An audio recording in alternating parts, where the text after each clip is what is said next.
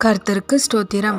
இன்றைய வசனம் 1 யோவான் 2 அதிகாரம் 2 சர்வலோகத்தின் பாவங்களையும் நிவர்த்தி செய்கிற பலியாயிருக்கிறார். 1 யோவான் 2 அதிகாரம் 2 சர்வலோகத்தின் பாவங்களையும் நிவர்த்தி செய்கிற பலியாயிருக்கிறார். இங்கே வசனம் ரொம்ப அழகாக சொல்லுது. யார் இந்த பலி அப்படின்னா ஏசப்பா.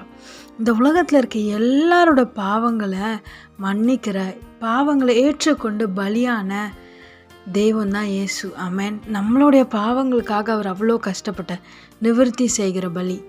ஆமென். நம்மளுடைய பாவங்களுக்கு எல்லாவற்றுக்கும் அவர் பலியாயிட்டார். நம்மளுக்கு வர வேண்டிய தண்டனைகள், நம்மளுக்கு வர வேண்டிய சாபங்கள் எல்லாவற்றையும் அவர் ஏற்றுக்கொண்டார் நம்மளை ஆசீர்வதிக்க. ஆமென். நம்ம மேலே வைத்த அன்புனால. ஆமென்.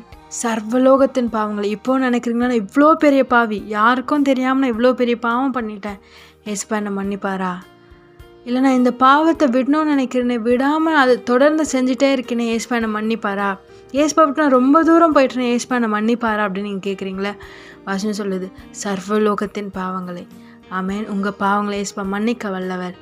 உங்களை அவர் நேசிக்கிறார். அதுதான் ஒரே காரணம். உங்களை நேசினால்தான் அவர் எல்லாவற்றையும் ஏற்றுக்கொண்டு 3ஆம் நாள் உயிரோடு எழுந்தார், மரித்தார். இதோ இப்போ வரைக்கும் உயிரோடு இருக்கிறார்.